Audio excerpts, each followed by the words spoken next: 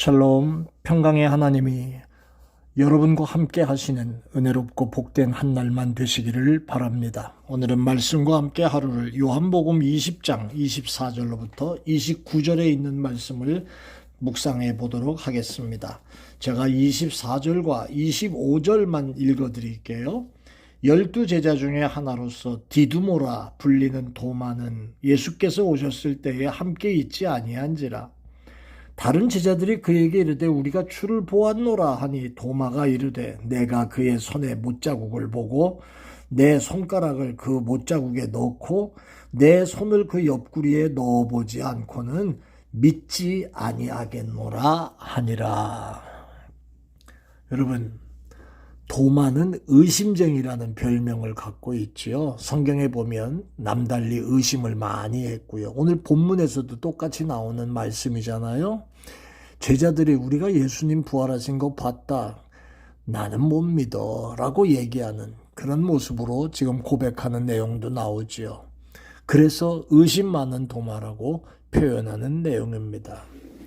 여러분, 이 도마에 대해서는 성경은 자세하게 언급하고 있는 모습은 별로 없습니다. 특별히 복음서 가운데는 거의 침묵하고 있습니다.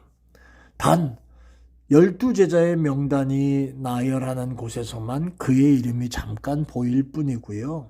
그리고 사복음서인 요한복음에서 보다 자세히 지금 오늘 본문 같은 기록이 조금 나옵니다마는 그것도 그의 가족 출신 배경 이런 것은 전혀 기록하지 않고 의심하는 도마에 대한 이야기 그 정도만 나옵니다. 겨우 알려진 내용이라고 하면 그가 갈릴리 지방 출신이라고 하고요. 그리고 다른 제자들처럼 그의 직업 역시 어부였다는 거 정도. 이것도 분명한 건지는 모르겠습니다만은 그런 이론들이 있습니다. 오늘 본문에 나오는 말씀을 살펴보거나 또 그 이전의 말씀을 보면요. 요한복음 11장 16절 같은 데 보면 디두모라 하는 도마라는 말이 나옵니다. 이 디두모라는 것은 헬라어고 도마는 히브리어입니다. 그러나 뜻은 같습니다. 쌍둥이라고 하는 뜻이 그 안에 있고요. 그러니까 아마도 도마가 쌍둥이 아니겠냐라고 하는 그러한 말이 있지만 정확하게 알려진 바는 없습니다. 특별히 신구약 성경 66권 외에 외경, 위경 이런 것들이 있는데 외경 가운데 도마행전이라는 것이 있습니다. 여기에 도마의 이름이 유다라고 기록되고 있답니다. 이렇게 볼 때 그의 이름은 유다고 특징을 드러내는 별칭으로 도마라고 불리었을 가능성이 크고요. 그래서 그의 이름을 도마 유다 혹은 디드모 유다라고 불리었을 가능성이 큽니다. 여러분, 이 도마가 어떤 성격을 가졌는지 몇 가지를 한번 생각해 보면요. 크게 세 가지만 나눠볼 수 있어요. 첫째는요. 도마는 용감했습니다. 요한복음 11장에 보면 도마는 나사로 이야기가 처음 소개될 때 예수님이 거기 가신다는 소식이 전해졌을 때 그리고 그곳에서 지금 유대인들이 예수를 두 번이나 돌로 쳐 죽이려고 했던 일이 있었기 때문에 요한복음 8장에 그리고 요한복음 10장에 나오는 말씀이에요. 그러니까 예수님이 다시 이 사람들이 나사로가 있었던 동네에 예루살렘 주변에 간다는 건 위험천만한 일이었거든요. 이번엔 정말 붙들리면 정말 돌에 맞아 죽게 될 상황이지요. 그런데 제자들이 주저주저했고 감히 누구도 주님을 따라 나서려고 하지 않았는데 그때 도마가 입을 엽니다. 이렇게 말합니다. 우리도 가서 선생님과 함께 죽자. 여기서 도마의 성격을 우리가 발견하게 됩니다. 죽도록 충성하고자 하는 마음이 도마에게 있었습니다. 당시 이 말을 하는 것은 모든 제자들에게는 놀라운 일이었습니다. 그리고 사도 요한이 그때의 일을 기억하고 복음서에 기록할 정도로 우리가 가서 선생님과 함께 죽자 요한복음 11장 16절에 나오는 이 말씀을 기록한 그 내용이 분명할 정도로 대단한 성격과 용감한 성격을 갖고 있었다는 게 분명합니다. 이 말이 다른 제자들에게 용기를 줬지요. 그래서 제자들이 주님을 따라서 베다니로 갈 수 있었습니다. 자기 살 길 먼저 챙기고 나서 주님 위에 봉사하는 거 진정한 충성일까요? 진정한 믿음은 희생을 무릅쓰고 달려가는 겁니다.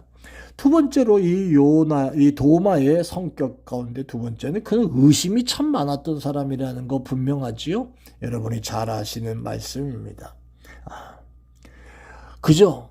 예수님의 부활에 대한 거, 또 도마는 요한복음 14장 1절로부터 6절에 예수님께서 분명히 최후의 만찬 때 말씀하신 게 있어요. 내가 처소를 예배하러 간다. 내가 어디로 가는지 그 길을 너희가 알리라. 뭐 이런 얘기를 하시는데 도마가 예수님께 그때 주여 어디로 가시는지를 우리가 알지 못하는데 우리가 어찌 압니까? 의심하는 이야기, 불신의 이야기를 또 하지요. 그때 주님께서 유명한 말씀을 대답해 주시잖아요. 내가 곧 길이요 진리요 생명이니 나로 말미암지 않고는 아버지께로 갈 자가 없다. 여러분, 도마가 의심쟁이가 참 나쁜 습관이네 이렇게만 볼 게 아닌 것이, 도마는 의심이 생길 때마다 그것을 그냥 마음에 묻고 그럴 수도 있지 아니면 말고 뭐 이런 게 아니라 분명하게 확인하고, 그래서 주님께 지금 묻는 거예요. 확실한 걸 추구하던 사람이지요. 그런 의미에서 오늘날의 우리 많은 그리스도인들이 제대로 알지도 못하고 그냥 믿는다고 하는 그 모습 속에 있는 사람들도 참 많이 있습니다.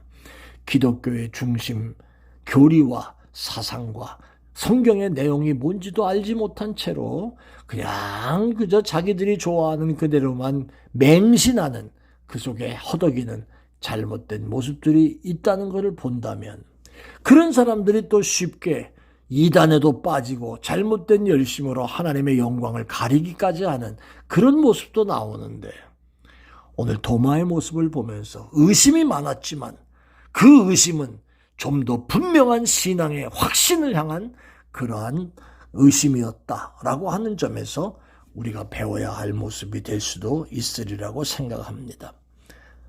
도마는 표적을 구한 거나 다름이 없지요. 이게 세 번째입니다.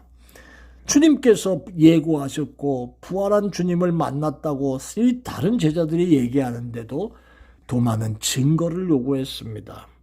그리고 주님께서는 도마의 이런 믿음을 바로 잡아주셨어요. 그의 소원대로 당신의 몸을 직접 만져보게 하셨고 손에 그리고 발에 확인할 수 있도록 그리해 주셨지요.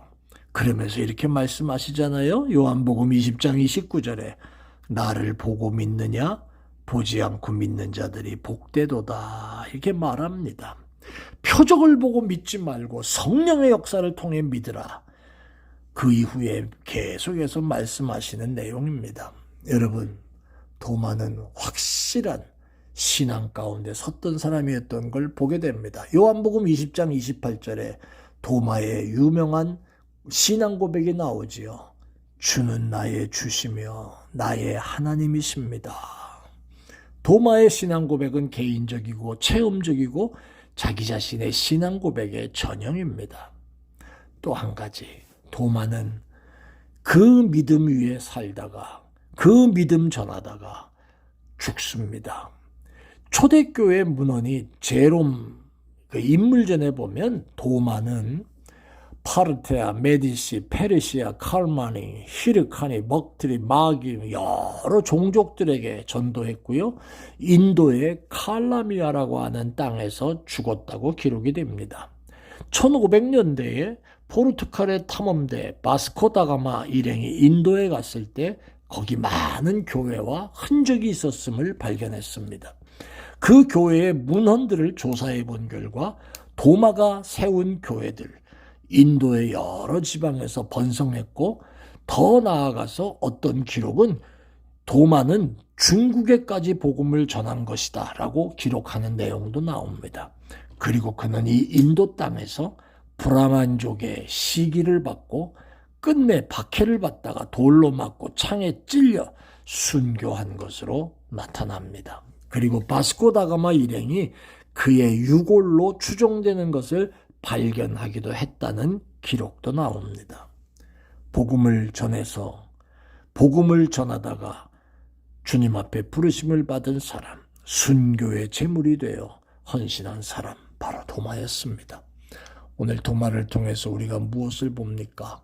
의심이 많았지만 그 의심은 하나님의 큰 그릇으로 쓰임받으려고 하는 준비에 불과한 것이었음을 보게 되지요. 도마의 신앙, 확실한 신앙으로 죽기까지 주님 사랑했던 이 모습, 저와 여러분 모두에게 함께 있게 되기를 바랍니다. 은혜로우신 하나님, 도마의 신앙을 본받고 도마를 아버지 하나님 배우면서 우리 이 시대에 우리의 삶 속에 주님을 따라가는 제자들 되게 하여 주옵소서. 감사해요. 예수님 이름으로 기도합니다. 아멘. 고맙습니다.